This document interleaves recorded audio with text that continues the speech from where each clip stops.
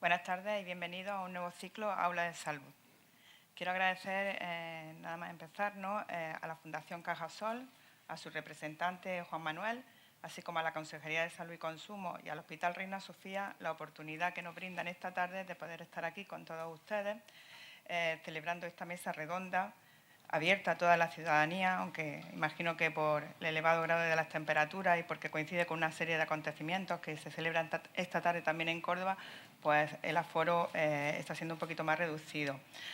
En la que, contamos con dos magníficos ponentes, que nos van a hablar de un tema clave para la salud y para la calidad de vida, como es la alimentación, dándonos sabios consejos y pautas, para prevenir las tosinfecciones alimentarias que se producen en la época de verano, Estamos en una época en la que hay unas elevadas temperaturas, en la que cambian nuestros hábitos de vida, nuestros hábitos alimenticios, pasamos más tiempo realizando actividades de ocio y, por tanto, nos exponemos a más intoxicaciones por la ingestión de alimentos, por lo que es aconsejable llevar un adecuado control.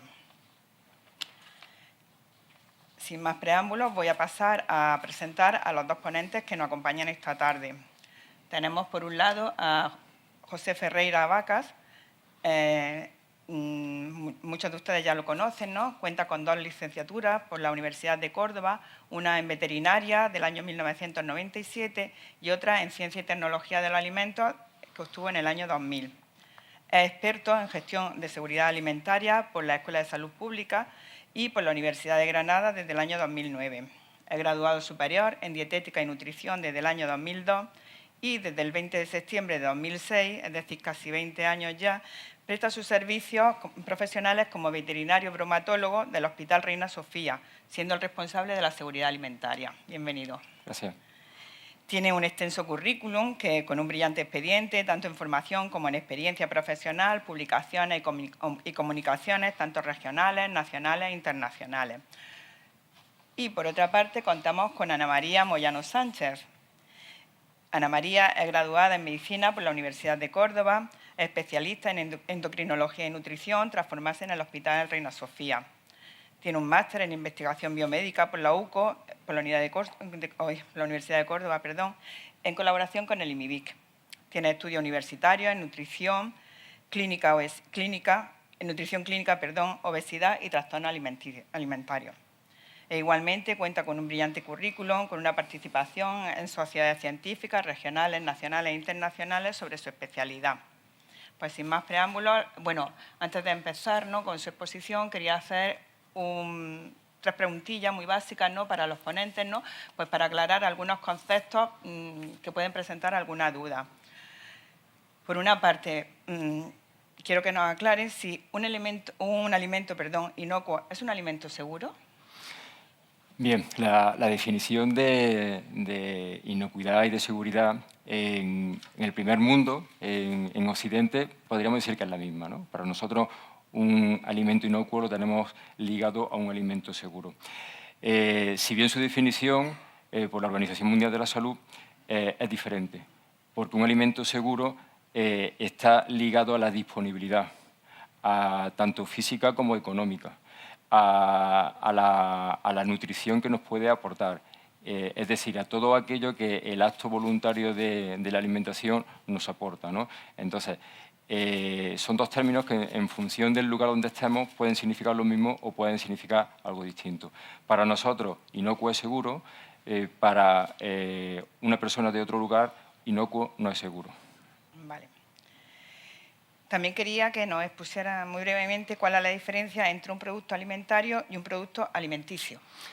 Es importante diferenciar ambos significados, porque alimenticio está relacionado con el alimento, con lo que se ingiere, con lo que nos aporta ese alimento que estamos ingiriendo, mientras que alimentario es lo que rodea al alimento, la industria, todos aquellos materiales que están en contacto con los alimentos. Entonces habría que diferenciar alimenticio, de nuevo, lo relacionamos con la parte de la nutrición, es lo que tomamos para nutrirnos, mientras que alimentario es toda la organización que tiene el alimento para llegar a nosotros. Y, por último, ¿qué es una tosinfección alimentaria? ¿Cómo podríamos definirla? Pues, bueno, una toxificación alimentaria es todos los síntomas y signos clínicos que padece una persona cuando ingiere un alimento en mal estado que le produce una serie de reacciones adversas en su organismo. Pues muchísimas gracias. Ya sin más preámbulos podéis pasar a hacer vuestra presentación. De acuerdo. Bueno, pues muchísimas gracias a la Fundación Cajasol, muchísimas gracias al Hospital Reina Sofía pues, por contar conmigo para estar esta tarde. Es todo un mérito el estar aquí en Córdoba hoy con la temperatura que hace y sin duda pues muestra el interés que tienen el estar aquí con nosotros acompañando a Ana Moyano y a mí. Quisiera también particularmente agradecer la presencia de Purificación Muñoz, que viene en representación del Colegio Oficial de Veterinarios, como presidenta de la Comisión de Salud Pública, y al catedrático de Bromatología, Manuel Ángel Amaro, ¿vale?, que viene por representación del rectorado de la Universidad de Córdoba. Bueno, si me permiten que haga esa diferenciación, pues agradecerles que estén aquí. Los conocimientos que tenemos en seguridad alimentaria, la verdad que en este país están muy ligados al bagaje cultural, ya que desde 1967, con la publicación del Código Alimentario Español, pues somos el primer país, el pionero, en establecer una reglamentación higiénico-sanitaria para establecer esas medidas de seguridad que estábamos diciendo, que los alimentos fueran inocuos, ¿no? En aquel momento seguramente también estaría ligado la palabra seguridad a la disponibilidad de alimentos, cuando se publicó el CAE, pero posteriormente esa información que a lo largo de mi trayectoria profesional he ido comprobando cómo se ha ido perdiendo, ese bagaje cultural cómo se ha ido perdiendo, justifica que tengamos este tipo de formación en las universidades, que tengamos este tipo de formaciones implantado en la industria alimentaria, porque cada vez más frecuente esto, ¿no?, las fake news también en el mundo de la alimentación. Por redes sociales es muy normal, ¿no? Incluso cuando no hay noticias, pues son las serpientes de verano, en que la prensa pues, se dedica a publicar noticias sobre alimentación. Incluso la Agencia Catalana de Seguridad Alimentaria tiene en su página pues, una sesión dedicada nada más que a aclarar la fake news, ¿vale? Algunos ejemplos de esas fake news son dos que he puesto aquí, en el que uno de ellos indica que los alimentos, después de haber sido calentados, ya son inocuos prácticamente de por vida, no hace falta volver a calentarlo ni nada más, algo que no tiene sentido ninguno. O sea, que esa tortilla de patatas que se queda guardada en el horno para después, en el microondas para después, no, por favor, eso nunca lo hagan, ¿no? O esa otra, ¿no?, en la que se dice que, bueno, que los alimentos contaminados te lo dicen, tienen una presencia diferente, ¿no? Los alimentos pueden tener una contaminación tanto por bacterias alterantes como por bacterias patógenas. Las alterantes sí van a ser aquellas que, en función de la concentración de bacterias que tengan, pues pueden presentar una manifestación que nos van a provocar el rechazo de ese alimento, pero las patógenas no. ¿Vale? Las patógenas, una listeria, una salmonela, un Escherichia coli, nunca van a provocar una manifestación en el alimento que nos avise que ese alimento no se puede ingerir, salvo que esté en una concentración tan elevada que ya provoque también una alteración en la matriz del alimento. Por lo tanto, yo creo que está más que claro que no podemos dejar la salud a manos del 22 de diciembre, cuando a nadie nos toca la lotería, pero a todos nos toca la salud, ¿no? Es algo muchísimo más importante que dejarlo para un Día Nacional de la Salud, ¿no? Y tenemos todos que, de alguna manera, aprender, recordar ese bagaje cultural que teníamos en este país, dejarnos de fuentes no contrastadas en los que nos cuentan las cosas que hay que hacer con los alimentos y plantearnos preguntas como: ¿conocemos los riesgos alimentarios a los que nos exponemos a llevar a cabo ciertas prácticas de manipulación? ¿O somos conscientes de los problemas que puede acarrear determinados errores en la cocina? Bien, creo que el sentido común nos hace a todos pensar, ¿no?, que los alimentos pues, pueden generar muchísimas enfermedades, ¿no? Esas enfermedades tienen determinadas fuentes de contaminación porque pueden ser físicas, químicas o microbiológicas, ¿no? Y hay en torno a unas 200 patologías que podrían estar asociadas con muchísimos más agentes etiológicos en función de que sean agentes microbiológicos o sean contaminantes químicos. Pero realmente, ¿cuáles son esas principales causas? Podríamos resumirlas rápidamente en estas 5, ¿vale? Que son, por un lado, las temperaturas inadecuadas de la elaboración, la utilización de restos, O sea, nos sobra todos los días comida. Ahora, además, se ha publicado la Ley de Desperdicio Alimentario, con lo que tenemos aún más conciencia en que no se puede tirar alimentos, sino que tenemos que reutilizarlo, pero precaución. La preparación de los alimentos con muchísima antelación, ¿vale? Si nos vamos a la piscina, nos vamos a la playa, tendemos todo a prepararlo también con muchísima antelación, o no es lo mismo preparar con antelación los alimentos en esta época que en otra época con unas temperaturas más bajas, ¿no? La falta de higiene nuestra, no solamente ya el manipulador de los establecimientos a los que podamos ir a tomar algo, ¿no? Y una limpieza deficiente. En definitiva, tenemos que saber que en función del agente etiológico, hablando del tema microbiológico, no es lo mismo la actuación de una enterobacteria que una listeria o un estafilococo, ¿no? Depende de mucho del alimento que esté contaminado, ¿no? Porque los alimentos tienen una serie de características físico-químicas que van a propiciar el crecimiento más favorable o menos favorable de las bacterias, ¿no?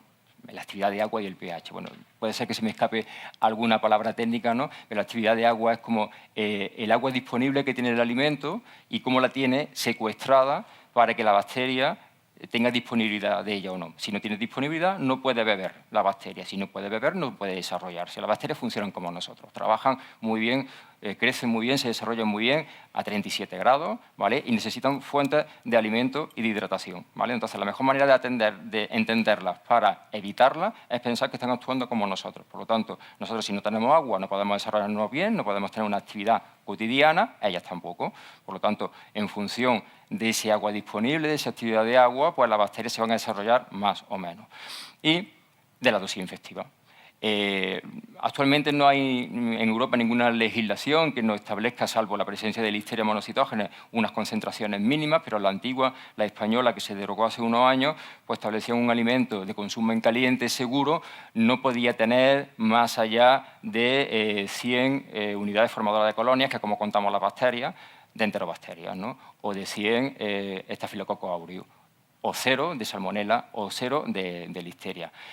Eso, lo ideal, pensamos todos que cuando compramos un alimento, pues viene todo a 0, ¿vale? Pero el contador no siempre está a 0, ¿vale? Entonces es muy importante que a la hora de elegir pues materias primas sepamos dónde y qué se puede comprar, ¿no? Todo eso lo vamos a ir viendo a lo largo de esta sesión.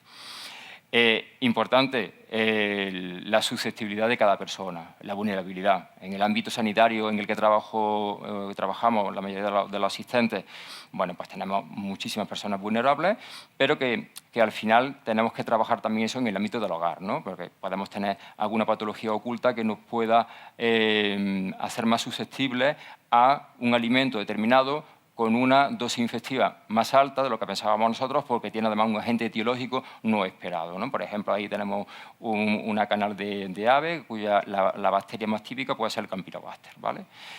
Eso va a generar a su vez una enfermedad de transmisión alimentaria y nosotros vamos a ser los principales portadores y fuentes de contaminación al resto, a través de nuestras manos, contaminación de utensilios y contaminación de alimentos que estamos preparando, tanto en el hogar como la industria. Fíjense cómo crece la bacteria.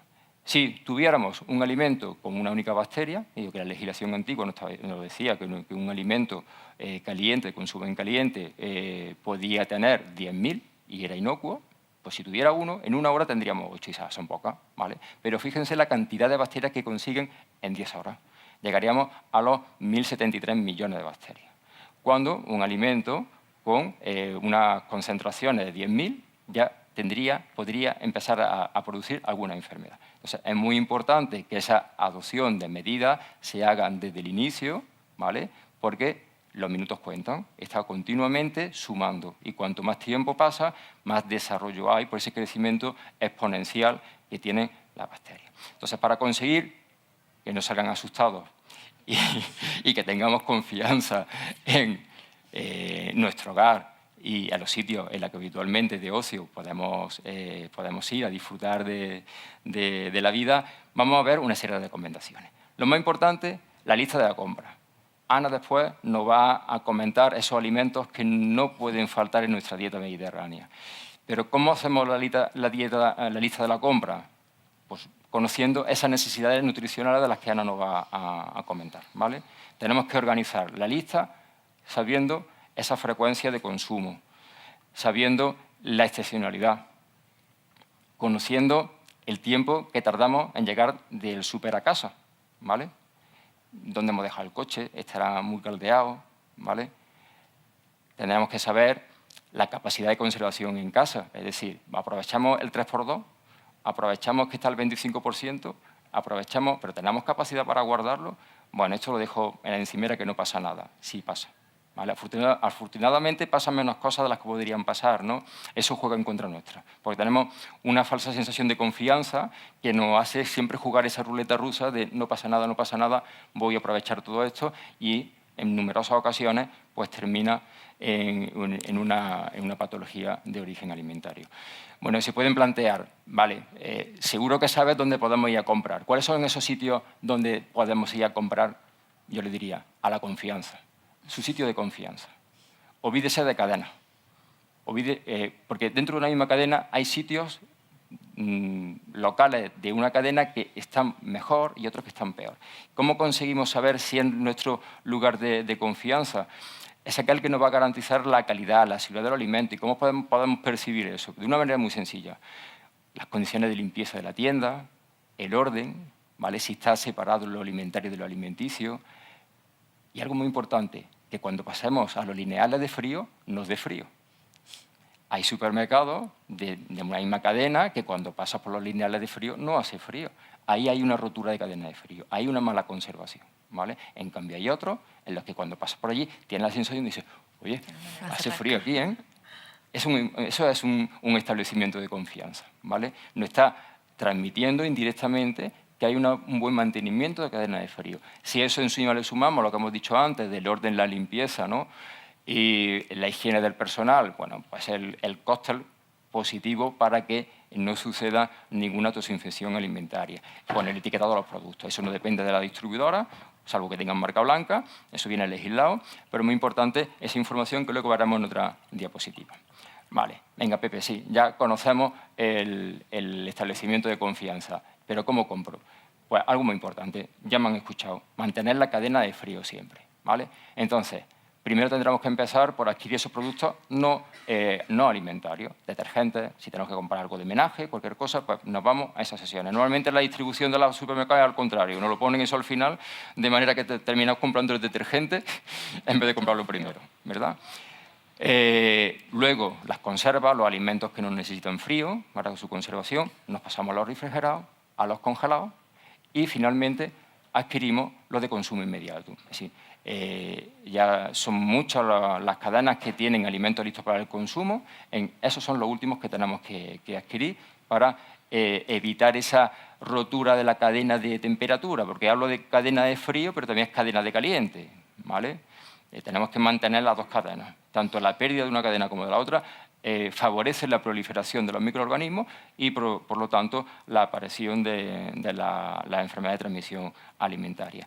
Y en el carrito, por supuesto, tendremos que mantener un orden de compra, ¿no? Utilizar las bolsas isotermas para mantener siempre la temperatura de esos productos que hemos dicho, refrigerados, congelados o de consumo inmediato, y separar en la medida de lo posible pues, lo alimentario de lo alimenticio, ¿no? No mezclar el bote de suavizante, que alguna vez viene con alguna marca por fuera, ¿no? Que pueda contaminar la barra de pan que también hemos comprado. Entonces, vamos a organizar el carrito de manera que la sandía que viene con tierra pues tampoco contacte con otro tipo de alimentos que podrían transmitirle alguna bacteria. Si tenemos alguna vez dudas sobre qué hacer con un alimento, la información está ahí, en la etiqueta. Hay que pararse solamente a leerla. Es verdad que una letra muy pequeña, el tamaño que dice la ley, que tiene que tener. Ya para los que necesitamos gafas para ver desde cerca, pues bueno, no nos parece demasiado pequeña, ¿verdad? Pero ahí viene toda la información, desde la información de la presencia del alérgeno o los ingredientes utilizados en su composición, porque, bueno, como sabrán, si no se lo explico yo, solamente es obligatorio declarar 14 alérgenos, que son aquellos que tienen una mayor prevalencia en Europa, pero cualquier persona puede presentar una reacción adversa a los alimentos de cualquier proteína, ¿no? O una intolerancia a cualquier hidrato de carbono. Esa información aparece en la lista de ingredientes, con lo que podemos al final hacer un buen uso de esa información y saber si lo podemos ingerir o no. Aparece el valor nutricional, aparece la información del fabricante, pero algo muy importante, el modo de empleo y de conservación, ¿vale? Entonces, no nos aventuremos a dejar este producto en tal sitio porque quizá un formato parecido de fabricantes distintos tengan maneras de conservar diferentes, simplemente por la tecnología de alimentos que se aplica, ¿vale? No es lo mismo una tecnología HPP, aplicar altas presiones para pasteurizar en frío, que una pasteurización baja, ¿no? O una esterilización. En función del procedimiento, pues el producto se puede conservar ahora en frío o a temperatura ambiente. ¿Y qué quiere decir? Que no todas las empresas están obligadas a seguir el mismo sistema de conservación. Por lo tanto, es muy importante el leer cómo conservar, porque la empresa A habrá utilizado una tecnología, la B otra tecnología, y en función de esa tecnología el modo de empleo es diferente y de conservación es diferente. ¿Vale? Bien, y llegamos a casa con la compra hecha. Hemos ido directamente desde el súper a casa, no nos hemos parado en ningún sitio. ¿Y qué hacemos ahora? ¿Cómo organizamos la compra? Bien, pues utilizamos el orden inverso, ¿vale? Primero tendremos que, siguiendo esas indicaciones que decíamos el fabricante, los productos de consumo inmediato, que era lo último que comprábamos, es lo primero que vamos a guardar. Después, los productos congelados, los refrigerados y los que no necesitan frío, ¿vale? Bueno, con esto ya hemos dado el primer paso para tener un alimento seguro, porque hemos conseguido comprar materias de calidad en nuestro supermercado de confianza, hemos mantenido la cadena de frío o de caliente, ¿vale? Y ahora, ya en nuestro territorio, ahora tenemos que hacerlo muy bien en la cocina para que, a pesar de haber comprado productos con seguridad alimentaria inocuos, las malas prácticas que tengamos ahora en el hogar no provoquen el elaborar y el consumir alimentos que no lo sean. Bien. Lo más importante, evitar las contaminaciones cruzadas, ¿vale? La típica imagen de una tabla de madera en la que el manipulador pues, no discrimina el uso del cuchillo para cortar un producto u otro. Y probablemente después de preparar esa carne, pues, utilice esa herramienta para preparar una ensalada y ahora esa ensalada se ha contaminado con esas bacterias que tenía la carne, ¿vale? Y que en bajas dosis, si son bacterias patógenas, nos pueden provocar esa toxinfección alimentaria. Bien, pues para evitar esas contaminaciones cruzadas, unas recomendaciones muy básicas que seguro podemos hacer todos. Una estricta separación de lo crudo de lo cocinado, ¿vale? Nunca tengamos en el mismo sitio de elaboración crudos y cocinados, ¿vale? Para evitar esas contaminaciones de patógenos. Lavarse las manos continuamente cuando estamos cambiando de materia prima o de utensilio. Extremar la higiene de las superficies, de tablas de corte, de encimeras, de cualquier superficie que utilicemos, ¿vale? Y, en la medida de lo posible, disponer de distintas tablas de corte y, si no, pues, limpieza y desinfección entre corte y corte, ¿vale? Puede parecer, ahora me voy a parar a limpiar, bueno, esto como todas las cosas, coger un hábito y se interioriza y al final va saliendo y no resulta pesado. Muy importante también la descongelación de los productos, ¿vale? Tenemos que tener en cuenta una cosa, los alimentos se tienen que descongelar por completo. Nosotros tenemos que garantizar para obtener esa inocuidad del alimento que estamos preparando que se alcancen en el centro del producto, en el corazón del producto, determinadas temperaturas que después veremos, ¿no? Ello solamente se consigue si está totalmente descongelado. Si echamos carne congelada que puede estar a menos 20 y empezamos a prepararla, pues quizá la salsa de ese guiso esté ya dando evidencia de que está caliente, porque está humeando, pero el corazón de esa carne está a lo mejor a 20 o está a 30, ¿vale? Entonces tenemos que descongelar previamente siempre para conseguir que esas temperaturas que nos van a asegurar la inocuidad lleguen a la zona más interna de los productos. Nunca se puede descongelar a temperatura ambiente, no. A partir de hoy eso tenemos que erradicarlo. No se puede descongelar a temperatura ambiente, tenemos que descongelarlo siempre en el frigorífico, protegido, ¿vale? Organizado, de manera que no gotee sobre productos que se vayan a consumir directamente. Vale. Podemos hacer una cosa, porque se pueden plantear, ¿vale? Y yo la comida de mañana, ¿cuándo la saco entonces, no? Para descongelar en el frigorífico, ¿no? Bueno, vamos a congelar en dosis más pequeñas, no en grandes volúmenes, que va a conseguirse que se descongele rápidamente. Y en caso, por ejemplo, que sean materias primas, podemos meterlas bajo el grifo, ¿vale? En su envase original, Digo lo de su envase original porque bueno, lo ideal sería, como hacemos en el hospital, envasamos al vacío. El producto lo envasamos al vacío y lo metemos a descongelar en chorro de agua fluyente, simplemente para evitar que los exudados de la descongelación provoquen un encharcamiento que provoquen a su vez una proliferación de los microorganismos que no queremos que proliferen. Y otra parte, porque pues, pueden plantear, bueno, eso lo podemos hacer sin plástico ninguno, ¿no? Y contaminamos menos, sí, pero si no los protegemos hacemos un lavado nutricional. ¿Vale? Si la carne, si el pescado lo ponemos bajo el grifo, pues estamos provocando que se descongele, pero también que arrastre y que se lleve. Y al final la calidad nutricional de ese producto la estamos perdiendo. Por eso es bueno protegerlo. Entonces, si no hemos tenido previsión, podemos hacerlo de esa manera. Podemos utilizar técnicas como el microondas, podemos utilizar otro tipo de técnicas, ¿no? Pero siempre con la particularidad de que esté perfectamente descongelado. Cuando se ha descongelado, a cocinarlo inmediatamente, porque si no, el contagio de los minutos en el crecimiento sigue. ¿Vale? Ellas no paran, ellas no se reducen, ellas siguen. ¿Vale? Con lo que tenemos que cocinar inmediatamente. Y nunca recongelar. Es decir, aquello que no hemos utilizado no se puede recongelar. Si cambiamos de estado, sí se descongela. Si no, no se puede congelar. La carne que hemos descongelado se guisa y ese guiso sí lo podemos congelar. Pero si por lo que sea hemos tenido una mala previsión y hemos descongelado más, esa carne no se puede volver a congelar. ¿De acuerdo? En esa descongelación hay una salida de exudados por rotura de los cristales de la congelación de la membrana celular, con una salida de nutrientes que favorecen el crecimiento de las bacterias, y si volviéramos a recongelar, por lo único que estaríamos provocando sería una mayor capacidad de crecimiento en esas bacterias y una mayor concentración microbiológica. Bien, se nos ha quedado claro esa parte, ¿vale? Tan importante. Ahora esta, que también es poco habitual. La higienización de la fruta y de la verdura. Todo se tiene que higienizar, ¿vale? La fruta, sí. Me pueden preguntar, ¿un plátano? Sí. ¿Por qué? Porque pueden traer plaguicidas o pueden traer parásitos.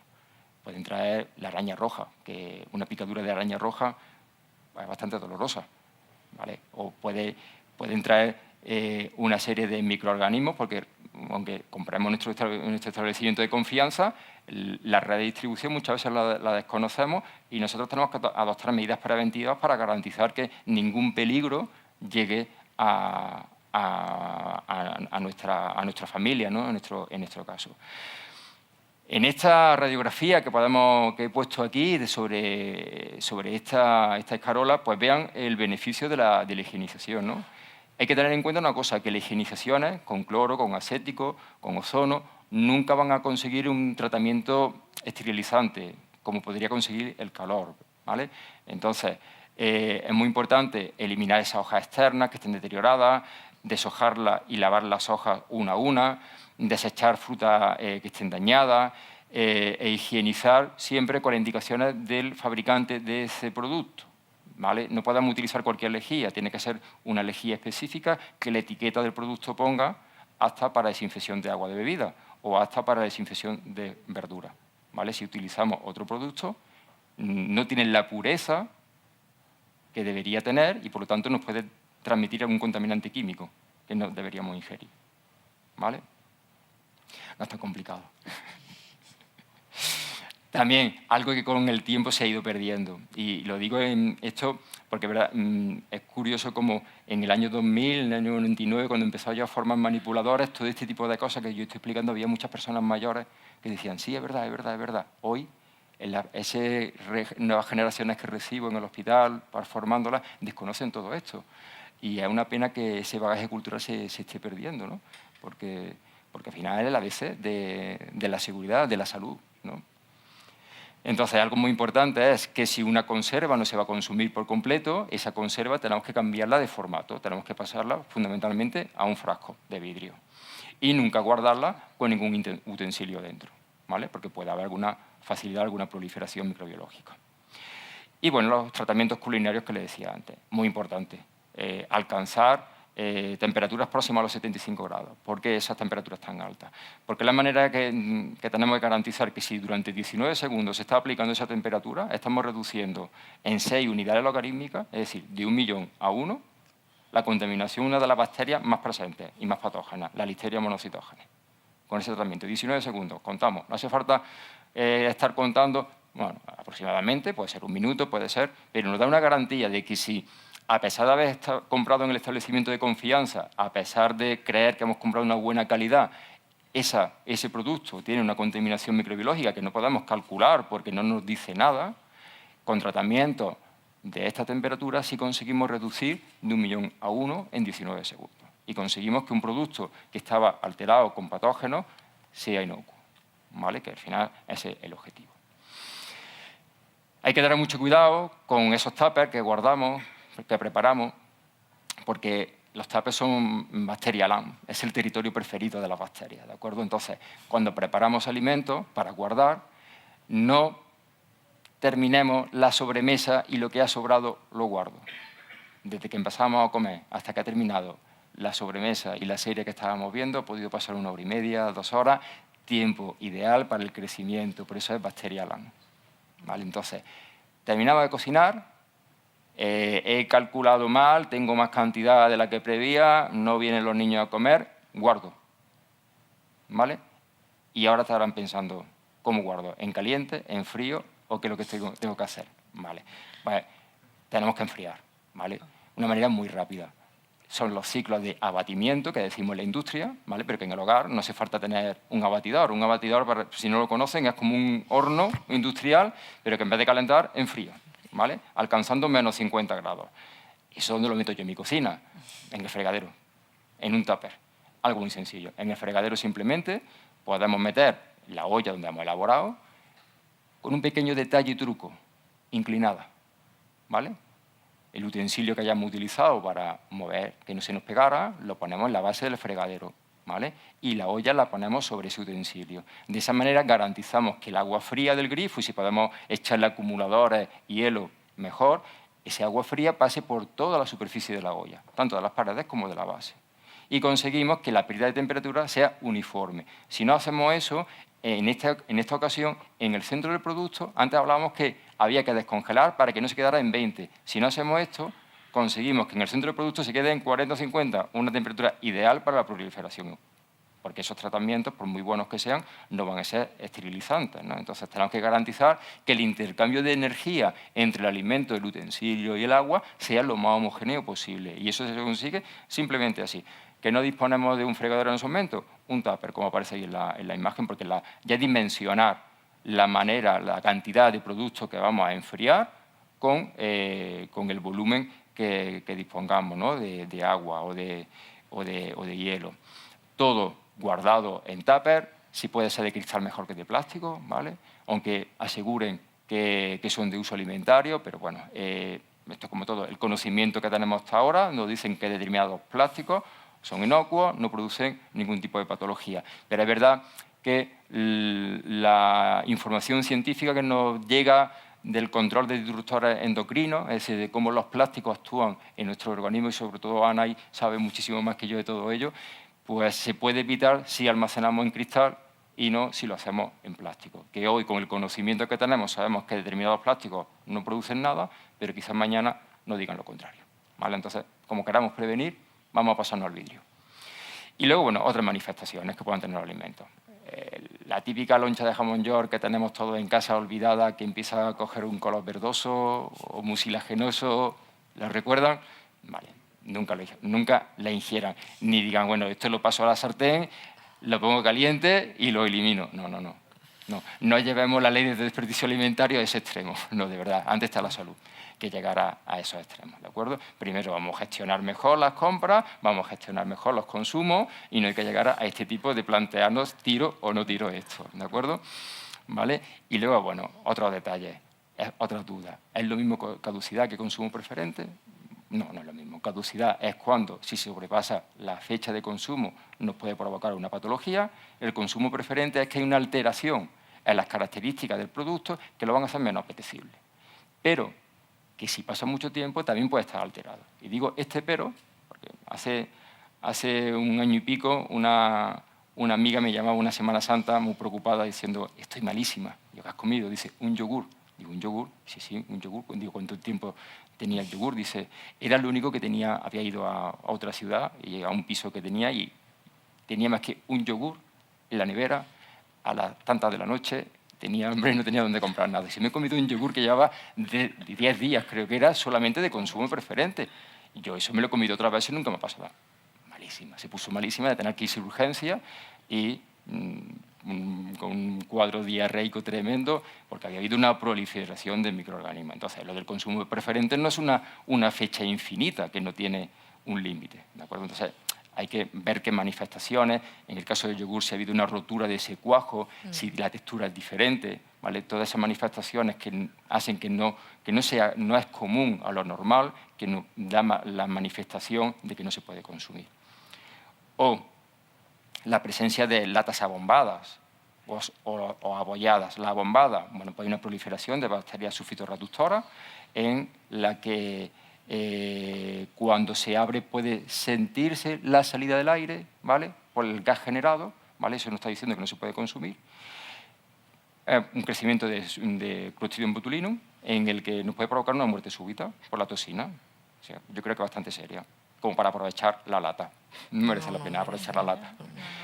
Y luego abolladas, porque la abollada quizás también hayan tenido la experiencia, sobre todo en latas de fruta, en almíbar, como piña, como melocotón, en el que el líquido de gobierno no es transparente, sino que está un poco velado, ¿vale? Eso es una acidificación de la conserva, en el que bien la soldadura de la conserva o bien ese golpe ha provocado una microperforación que no es evidente a nosotros, ni tiene ningún tipo de escape, pero que sí ha provocado un cambio en las condiciones internas del producto y una proliferación de bacterias acidolácticas, por ejemplo, y que lo modifican. Entonces, las latas que tengan algún tipo de golpe tampoco se recomiendan su consumo por eso mismo, ¿no? Para evitar ese tipo de acidificaciones y de productos que pudieran provocar algún problema.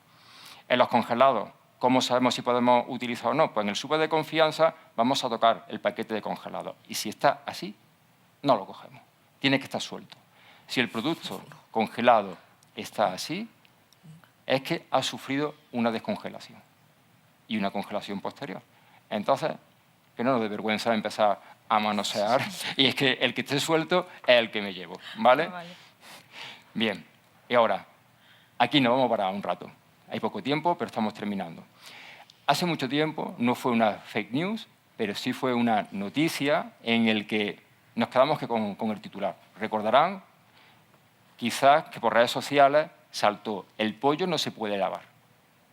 El pollo se tiene que guisar directamente, el tratamiento culinario se hace directamente sin lavar. Lo ha dicho los ingleses, efectivamente. La Agencia Inglesa de Seguridad Alimentaria hizo la recomendación de que para evitar toxinfecciones alimentarias provocadas por Campylobacter, que es la bacteria del pollo, se lavase. Era más seguro no lavarlo y guisarlo con todo lo que trajese de la sala de pies y del matadero, ¿vale? Yo en la cocina me decían, Pepe, aquí lavamos el pollo y los ingleses están diciendo que no, que el pollo no se lava, pero tú que sí, que el pollo hay que lavarlo. Vale, bien. Esa recomendación de los ingleses venía porque si lo lavamos, pasa esto, que las microgotas salpican. Y las microgotas llegan al papel de cocina, y llega a la ensalada, y llega al queso, y a la mantequilla, y al estropajo, y al mandil, y a todo lo que tengamos. Entonces, en la valoración de riesgo de los ingleses que hicieron en su momento, pensaron, es preferible que no se lave porque nadie va a tener la precaución de retirar lo que hay a su alrededor que el lavarlo, ¿vale? Y con los tratamientos culinarios, si son efectivos, porque lo que no se decía en ese titular era qué temperatura hay que alcanzar para que no se tenga que lavar, pues bueno, con esos tratamientos culinarios vamos a evitar la presencia de las toxinfecciones, ¿no? Bueno, yo les recomiendo que a la medida de lo posible lo hagan, ¿vale?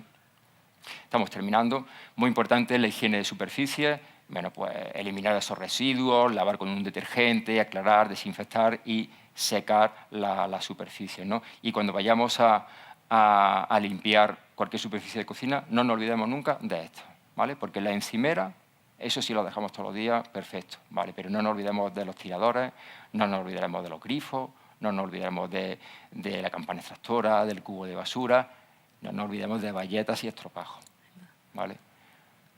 No vamos a solucionar el problema de contaminación en el mundo por utilizar estropajos de este tipo. Eso es la mayor fuente de contaminación. Bueno, no quiero entrar en más porque Ana nos va a hablar ahora de un tema más interesante que este y bueno, simplemente pues agradecerle de nuevo la presencia y nada, desearles pues un feliz verano. Muchas gracias. Muchas gracias.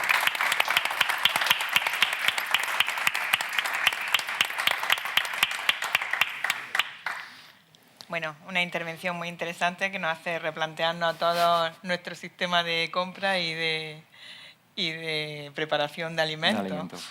A partir de ahora tendremos en cuenta tus recomendaciones en nuestro hogar. En la cocina del hospital no hay ninguna duda de que se cumplen todas porque está allí Pepe vigilando constantemente, pero en nuestros hogares nos relajamos un poquito más. A continuación vamos a dar paso a Ana María Moyano para que haga su presentación. Fenomenal, hacemos cambio. Al final abriremos un turno de palabras para que puedan hacer ustedes todas las preguntas, plantear las dudas que tengan.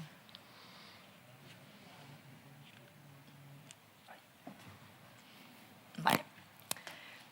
Bueno, muy buenas tardes a todos. En primer lugar, agradecer a Marina por la presentación y a la Fundación Cajasol por haberme invitado a participar la tarde de hoy en esta interesante mesa redonda. Bueno, yo voy a complementar un poquito la charla de Pepe. Me voy a centrar un poquito más en hábitos de alimentación saludable y consejos en cualquier momento del año, pero también un poquito enfocado al verano, ¿vale? Bueno. Primero, definir qué es una alimentación saludable, ¿vale?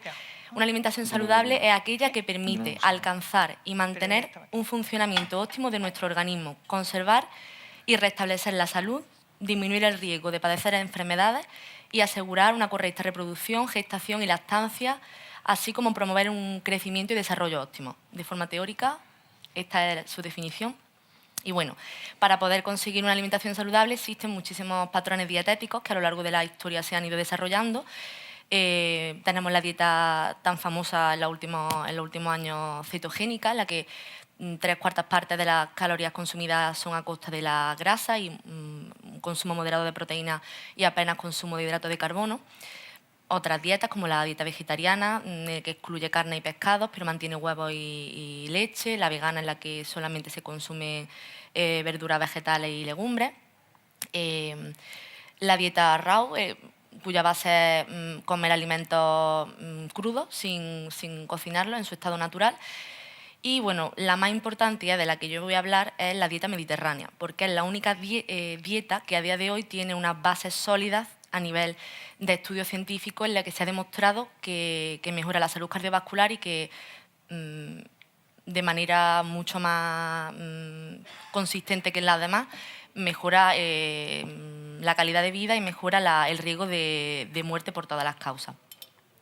No lo digo yo porque me parezca decirlo, sino que en España se hizo hace unos años un estudio muy consistente que tuvo repercusión a nivel mundial, que fue el estudio Predimed, en el que bueno, pues los hospitales españoles hicieron un ensayo en el que cogieron a cerca de 8.000 personas sanas, pero con un alto riesgo de sufrir un infarto, que todavía no lo habían tenido, era un estudio en prevención primaria.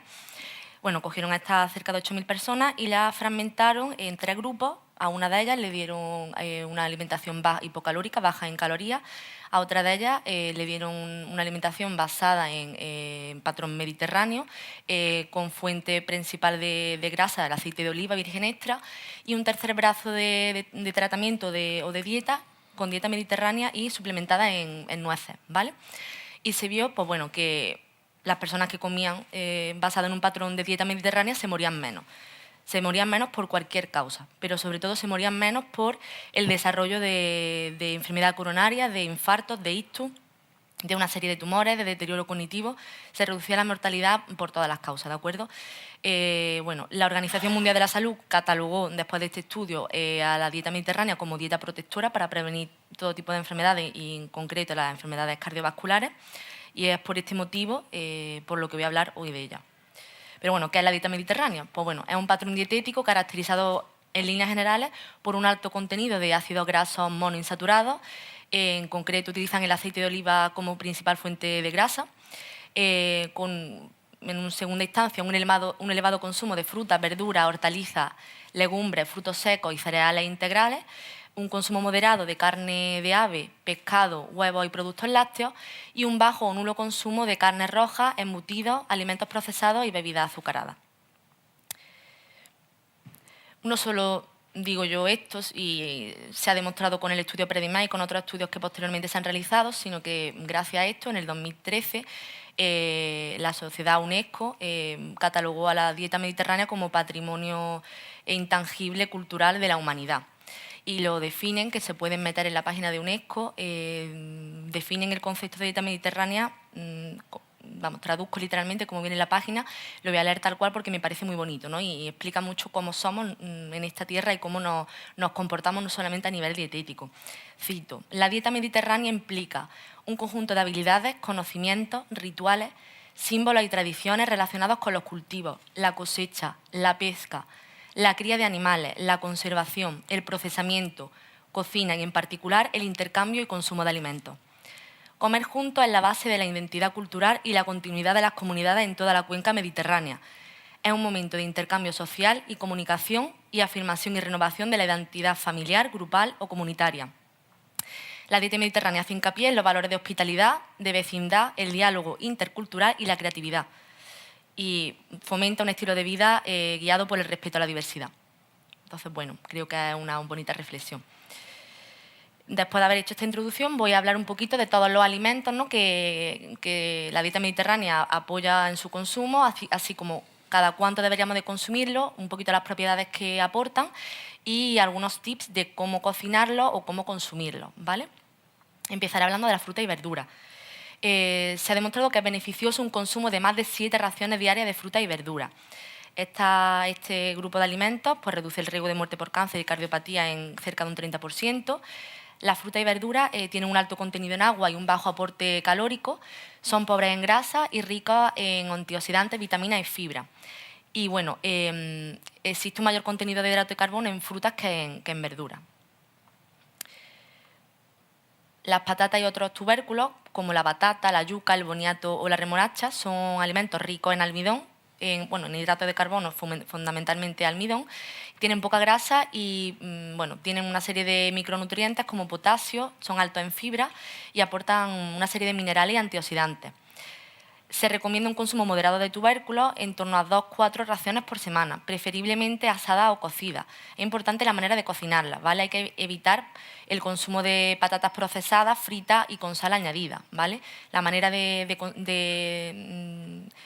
cocinar el alimento es muy importante porque muchas veces marca la diferencia. Y bueno, en cuanto a los cereales, tenemos muchos tipos de cereales disponibles. Los más típicos en nuestra zona geográfica son el trigo, el maíz y el arroz, pero existen otros muchos como la avena, el amaranto, la quinoa, la linaza o la chía. Se recomienda 4 raciones diarias de cereales y son alimentos ricos en hidratos de carbono. Y aquí voy a hacer una puntualización muy importante, que yo le digo siempre a todos mis pacientes cuando vienen a consulta. Hay que elegir siempre cereales integrales, ¿vale? Los cereales integrales nos aseguran que no han tenido ese procesado ni el proceso de refinado industrial y lo importante es que mantienen la cáscara, entonces conservan su fibra y la mayor parte de los minerales y antioxidantes. ¿Por qué nos sirve mantener la cáscara y que sean integrales? Porque esto mejora el tránsito, porque tienen fibra, mejora el tránsito, ayuda al control glucémico y lipídico y tienen un bajo índice glucémico, lo que también ayuda mucho a no tener ese pico postprandial después de las comidas, sobre todo en pacientes con diabetes o con alteración en todo ese metabolismo hidrocarbonado. Además, han demostrado en todos los estudios que se han hecho después del PREDIMAS que reducen la mortalidad cardiovascular ingerida en estas raciones diarias. Las legumbres, se recomiendan 4 raciones por semana. Son alimentos ricos en hidratos de carbono, en proteínas y en fibra. Y también ayudan al control glucémico y lipídico. También tienen un bajo índice glucémico, por lo que nos ayudan para no tener ese pico postprandial tan acusado.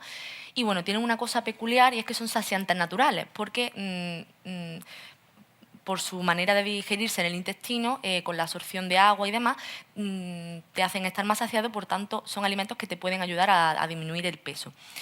Un quiz muy curioso, muy a tener en cuenta, podría ser combinar legumbres con arroz o patata, que es la base de la mayor parte de los guisos del estilo mediterráneo. Digamos que sería una buena manera de tener todo el aporte calórico y en las proporciones adecuadas, ¿no? Combinar esas legumbres con un cereal como el arroz o la patata. Todos estos alimentos que he hablado hasta ahora tienen una cosa en común y es que son ricos en fibra. Entonces, le he hecho un apartado especial a la fibra para explicar un poquito más qué es. La fibra es la parte comestible de las plantas que resiste a la absorción y digestión en el intestino delgado y se fermenta en el intestino grueso gracias a nuestra microbiota intestinal. Y aporta una serie de beneficios. El primero de ellos es que proporciona saciedad. El segundo de ellos es que favorece el tránsito, por lo tanto disminuye el estreñimiento. Y el motivo, ¿no?, de eso, retrasa la absorción de los azúcares de la fruta, por lo que produce, lo que he comentado, un menor pico glucémico postprandial. ¿De acuerdo? Entrando en el apartado ya de carne, ya empezamos con los consumos moderados, máximo 4 veces en semana, ¿de acuerdo? Todas las carnes tienen un alto contenido en proteína, pero según el tipo de carne que sea, tienen un diferente contenido graso y colesterol. Tenemos por un lado las carnes blancas, que serían el pollo, el conejo y el pavo. De elegir algunas, estas son las que más deberíamos de consumir a lo largo de la semana, unas 3 raciones a la semana. Y por otro lado están las carnes rojas, que sería el cerdo, la ternera y el cordero. Estas deberíamos de limitar su uso a una vez en semana. Si vamos a consumir carnes rojas, tenemos que tener en cuenta las zonas preferibles dentro del consumo. Y deberíamos siempre elegir el lomo de cerdo, la pierna de cordero y el solomillo de ternera. ¿De acuerdo? A elegir mejor esto que otras partes de estos animales. Muy importante también que la carne sea carne fresca. Evitar el consumo de carne procesada y, por supuesto, los embutidos.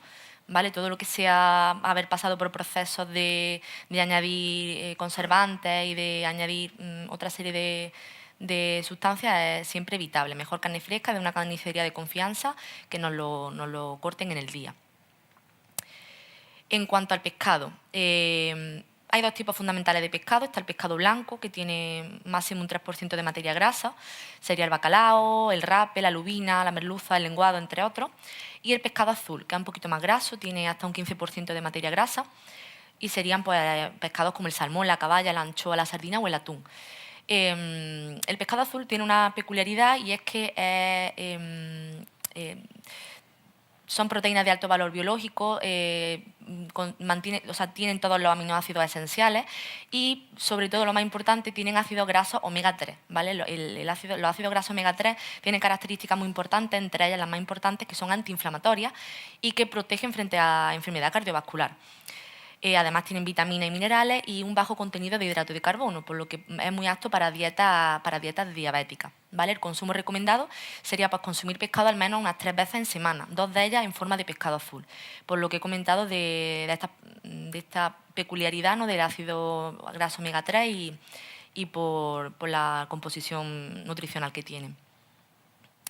En cuanto a los huevos, bueno, los huevos tuvieron hace unos años muy mala prensa de que era malo su consumo, subían el colesterol, en fin, no sé qué tipo de industria o cuál era el motivo que había detrás, pero bueno, las recomendaciones de la OMS y de todas las sociedades expertas en estos temas, de forma general, en una dieta equilibrada se puede consumir hasta un huevo diario sin ningún problema, es un alimento seguro en personas sanas y en personas con diabetes.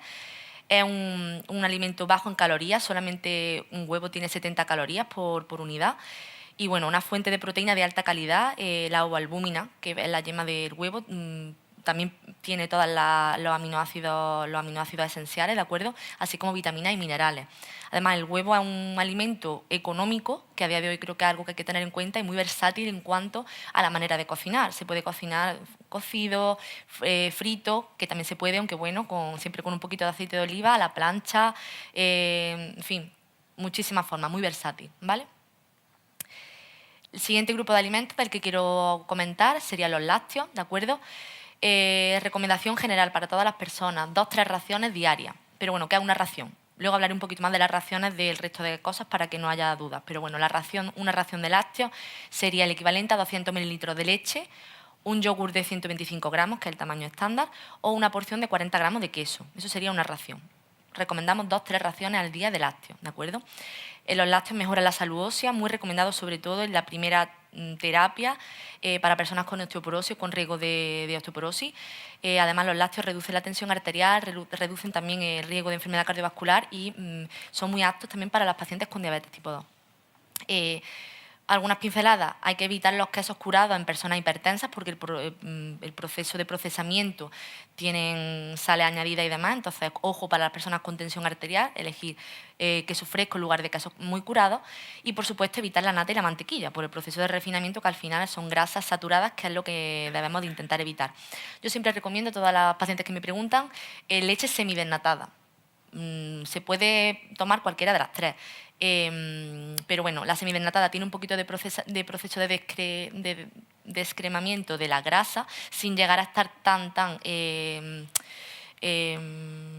procesada como para llegar a ser desnatada entera, que al final pues bueno, queda demasiado contenido en azúcar. A más desnatar, menos grasa y más azúcar, ¿de acuerdo? Entonces semidesnatada puede ser un término medio bastante bien. En cuanto a los frutos secos, son de elección las nueces, las almendras, la avellana y los pistachos. Importante que los frutos secos sean sin sal y no fritos, que compremos los frutos secos enteros y no procesados, sino al natural, ¿vale? Y bueno, comentar lo del estudio Predimed, uno de los brazos de tratamiento eran pacientes a los que se les suplementaba con nueces. Se demostró, gracias a ese estudio, que una porción de nueces disminuía un 30% la probabilidad de eventos cardiovasculares. Entrando un poquito de lleno en el tema de las bebidas, café y té, ¿de acuerdo? Se puede consumir hasta 5 tazas al día de café o té. Importante que el café sea filtrado o instantáneo, completo, descafeinado, pero importante lo de filtrado. Hay que evitar el café sin filtrar, ¿vale?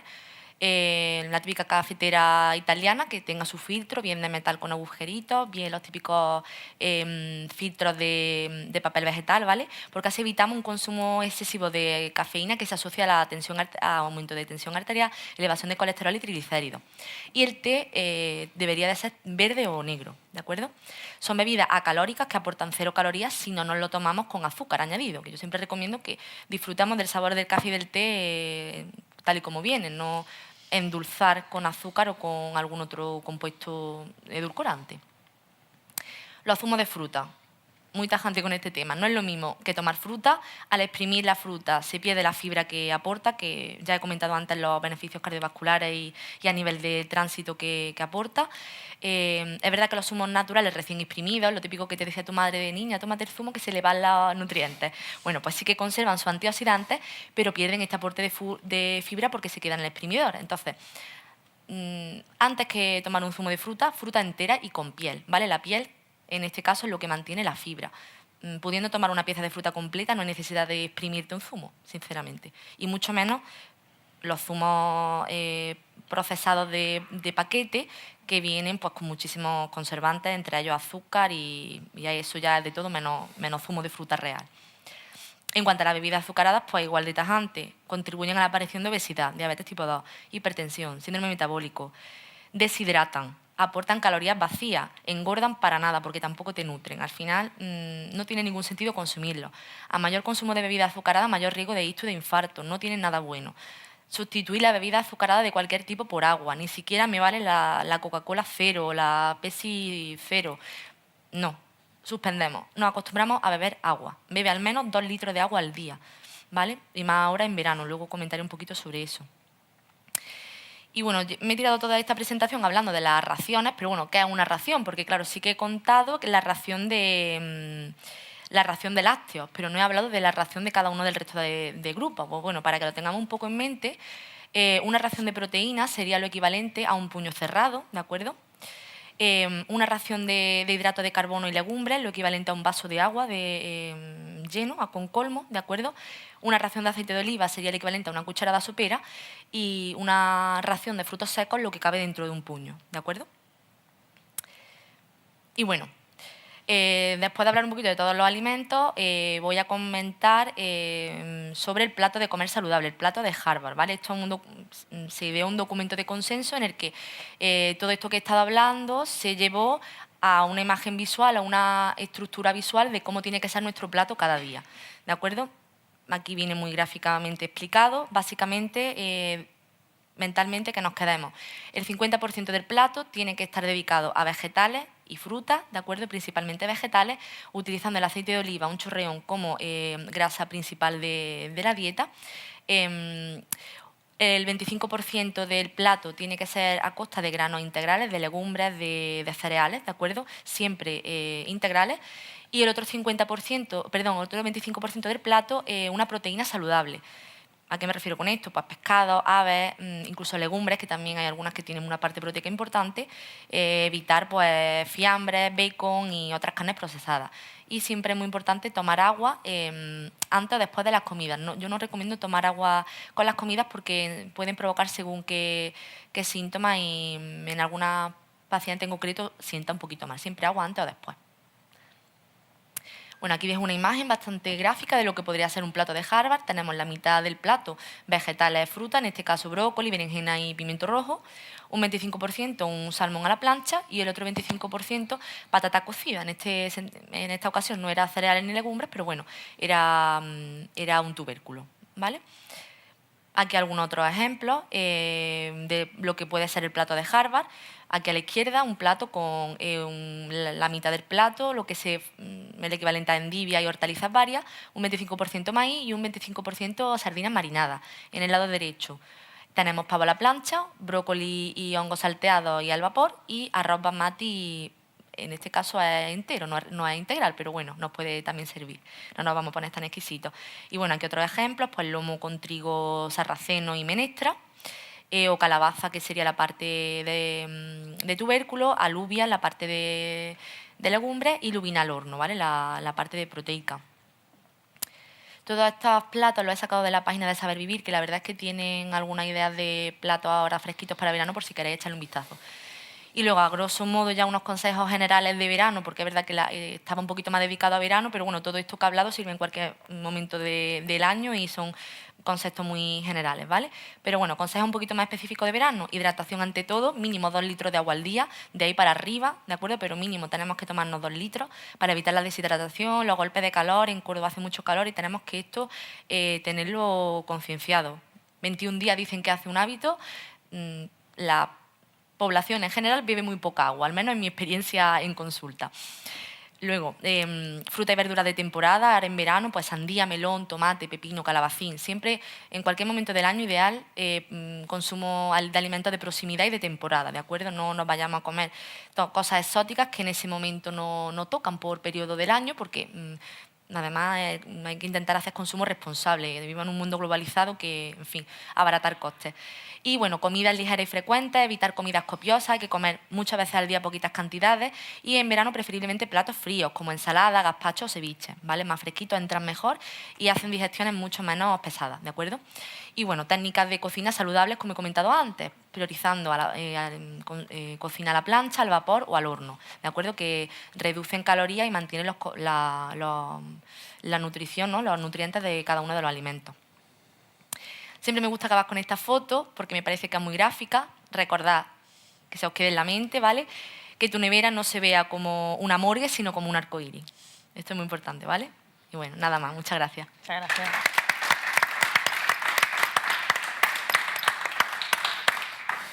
Muchas gracias, Ana, por tu magnífica intervención. Muchas gracias. A continuación, pues vamos a dar un turno de palabra, ¿no? Por si ustedes quieren hacer cualquier tipo de pregunta, aprovechando que tenemos aquí a Pepe y a Ana, cualquier cosa que se les ocurra, alguna duda, algo que quieran saber, tanto de preparación de alimentos como de seguridad. Ha levantado la palabra en primer lugar. Bueno, no importa. Hola, buenas tardes. Muchísimas gracias a los dos. Una exposición súper clara y muy bonita, la verdad. Enhorabuena. Gracias. Gracias. Primero, quisiera un pequeño apunte uniendo ambas exposiciones. Creo que tenemos que tener también cuidado con aquello que parece pero no lo es. Como por ejemplo en algunos sitios que nos encontramos carnes, por ejemplo, que creemos que son lomos congelados o chuletas, y si no lo sabes, le das la vuelta, mira y son ingredientes y es de todo menos carne. Entonces, que tengamos cuidado también con eso, ¿no? Y luego quería preguntarle a Pepe si nos puedes comentar pequeñas puntuaciones acerca de la conservación de los huevos y si se lavan, si no se lavan, porque creo que en eso se suscitan muchas dudas, ¿no? Y luego a Ana, ya hago las dos preguntas y Bien, vale, las contestáis. genial. A la hora de elegir un edulcorante, ¿cuál nos aconsejaría? Hoy en día encontramos en la tienda muchos los ciclamatos, muchos edulcorantes, la stevia. ¿Por cuál nos decantamos a la hora de elegirlo? ¿Vale? Muchas gracias. Damos respuesta. Vale. Bueno, respondiéndote a lo del edulcorante, de elegir alguno, porque entiendo que hay personas que necesitan echar unas gotitas de algo. Azúcar, en principio, preferiblemente no. Una gotita de stevia se puede... Sacarina, bueno, sacarina prefiero stevia, ¿no? Pero incluso si te gusta el azúcar y le echas un poquitín, tampoco somos jueces aquí, pues bueno, si necesitas tomarte un café para arrancar y necesitas echarle un poquito de azúcar, pues bueno, un azúcar moreno mejor que blanco, y si no, en stevia, mucho mejor, ¿vale? Y un poquito haciendo un apunte de lo que has comentado en las etiquetas, muy importante lo del etiquetado, lo iba a traer, pero al final no puse las diapositivas. A grosso modo, para que tengáis siempre en cuenta, en la etiqueta, los ingredientes vienen de más cantidad de nutrientes a menos. Es decir, el primer ingrediente que aparece es siempre el que tiene mayor porcentaje el producto. Es decir, si en una galleta integral con chocolate el primer ingrediente viene trigo, pues y te pone un 70%, pues ya al menos sabes que ese 70% es trigo. Luego ya los siguientes, si el segundo es azúcar, ya sabes que el siguiente porcentaje igual a un 20 es azúcar. Siempre va por orden, ¿no? de cantidad. Gracias. Sí, respecto a lo que estabas comentando, ¿no? De ese tipo de carnes que parecen pero no lo son, al hilo de lo que Ana está diciendo, el etiquetado, tendemos a buscar lo tierno, tendemos a buscar aquello que es muy suave, que tiene un sabor muy agradable, lo aditivado en definitiva, ¿no? Son carnes extrusadas que no son otra cosa que mezcla, que lo juntan ahora con una serie de enzimas, de aditivos, que se consigue un producto que, bueno, que en determinadas edades, por problemas de masticación, pues nos puede venir ideal, ¿no? Porque nos facilita mucho la deglución, pero que también tenemos que ser conscientes en una alimentación saludable de cualquier otra edad en el que no es necesario comprar ese tipo de productos, ¿no? Porque se le está sumando una serie de aditivos que no tenemos por qué tomarlos cuando tenemos un referente natural, sin tanto procesado, ¿no? Y siempre va a ser mucho más saludable ese que el suave, que el tierno. Respecto a lo de los huevos que nos comentaba, bueno, pues es verdad que en el súper lo compramos a temperatura ambiente, ¿no? Pero las recomendaciones siempre son que en casa lo tengamos en el frigorífico, ¿no? Simplemente lo que se va buscando es evitar distintas condiciones de conservación. Si el huevo en el supermercado estuviera también en los lineales de frío, estaría sometido a unas temperaturas diferentes.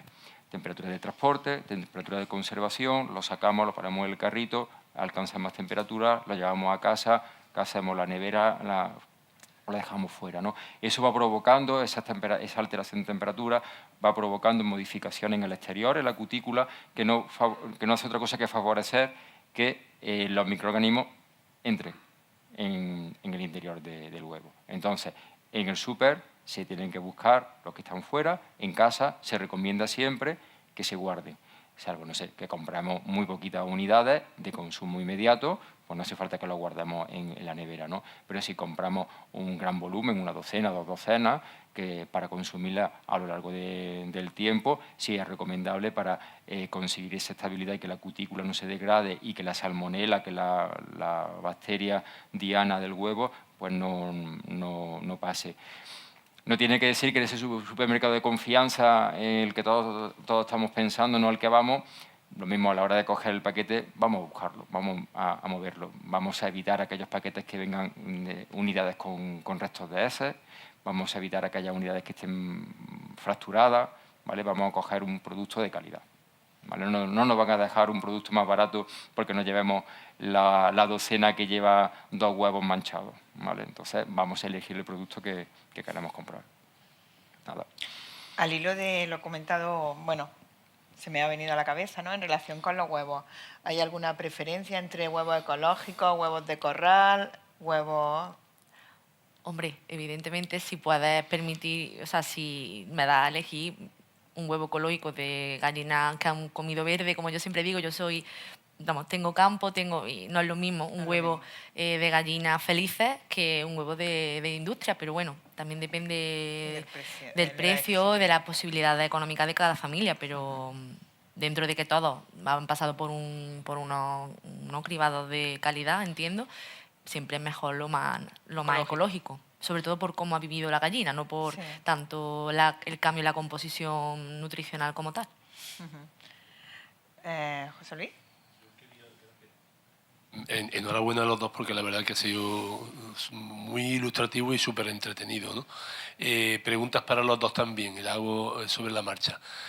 Ana, me ha encantado tu presentación, pero yo, salvo que haya estado distraído, he echado de menos una cosa, el jamón.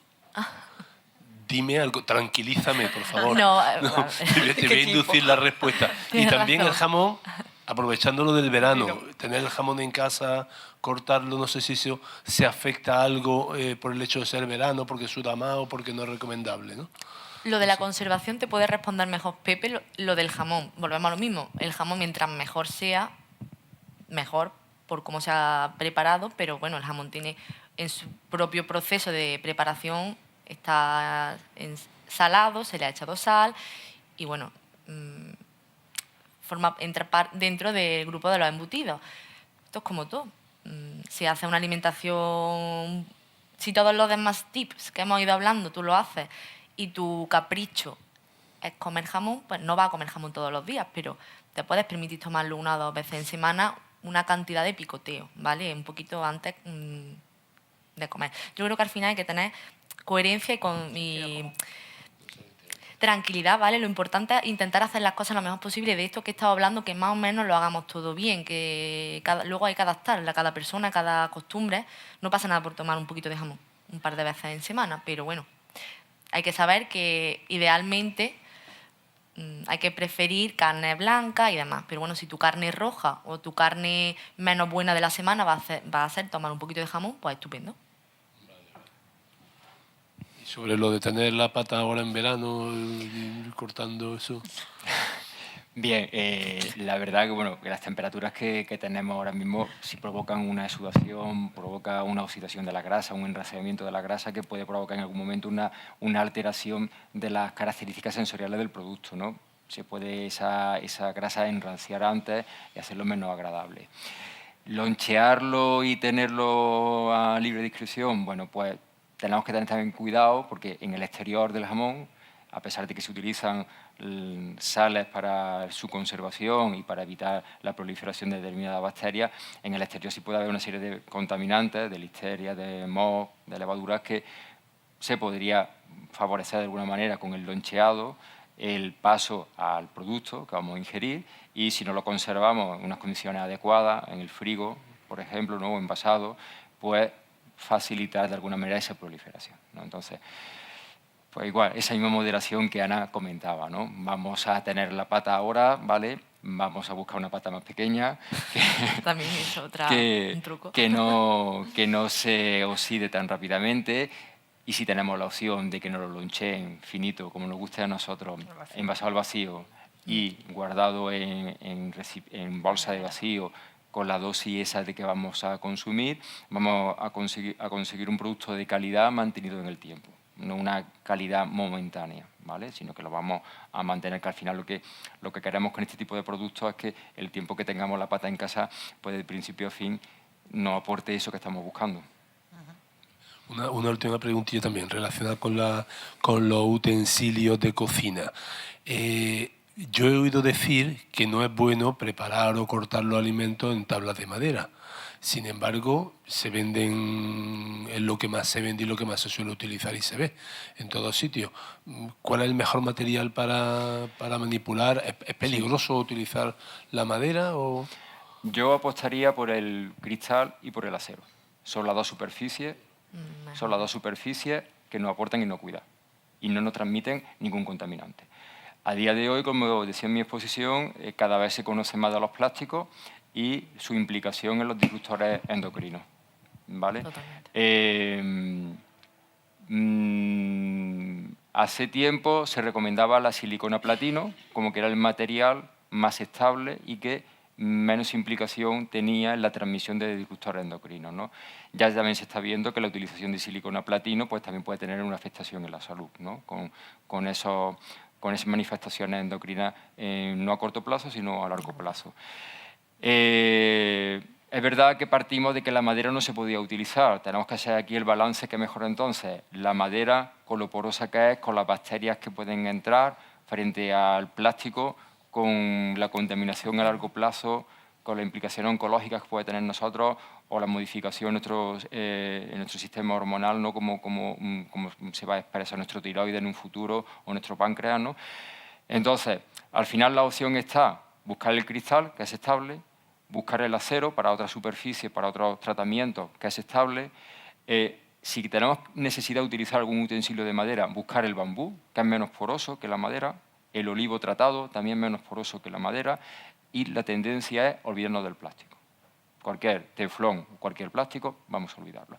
Es preferible tener en ese sopesar del riego un bambú o una madera, pero que la hemos limpiado bien, a tener un plástico que es eterno, pero que eternamente no está soltando partículas, ¿vale? Y que nuestro organismo en un momento determinado puede expresarlo de una manera no prevista.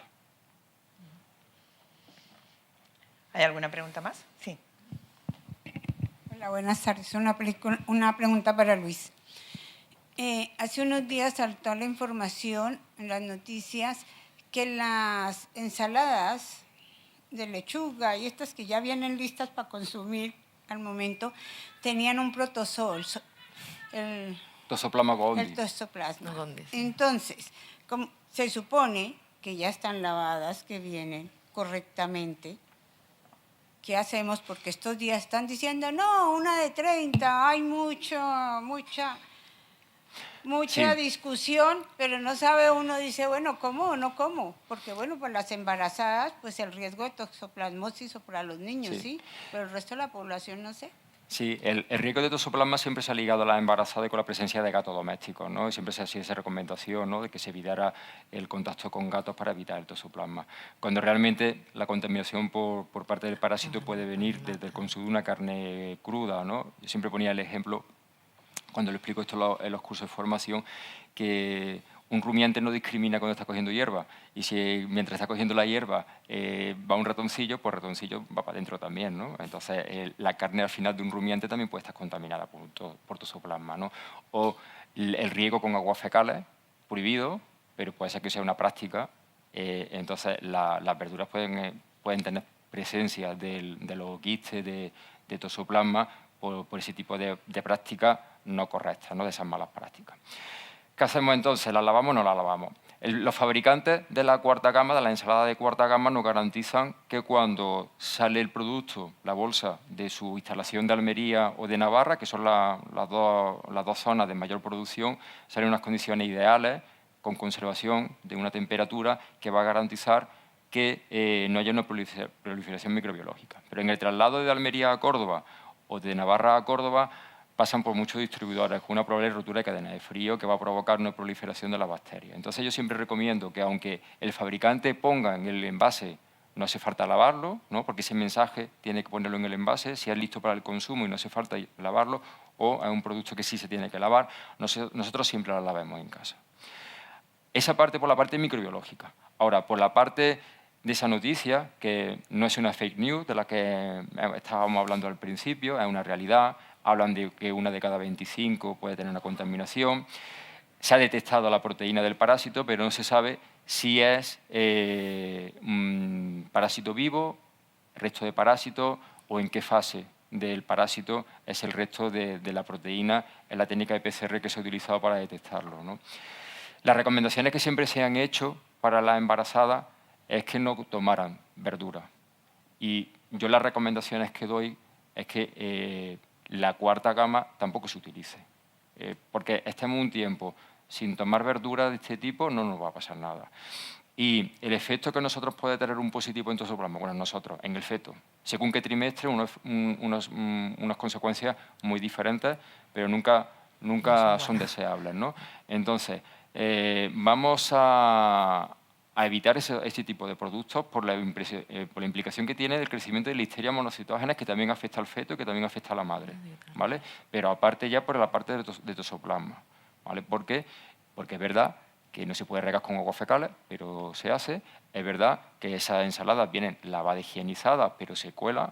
Le digo, hace una semana fui yo a un Lineal y para preparar una ensalada César, pues fui a buscar un tipo de ensalada cortada y tuve en la mano del veterinario que los 2 paquetes que cogí tenían gusanos verdes. Dios mío. Gusanos verdes, que son los gusanos de las verduras, que no pasa nada, pero los tenían. Proteína. Los tenían. Y son gusanos que, bueno, que ya está, que salvo repugnancia no pasa nada, porque no es una degradación del producto, sino que eso es una larva que está ahí porque lo tiene la verdura, la quita y ya está, ¿no?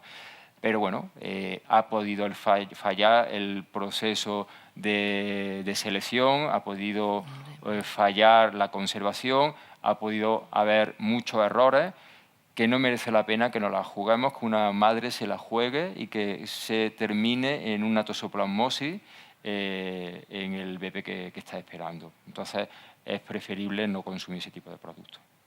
Y es posible que estén. ¿Cómo? Hablando Sí, de embarazadas...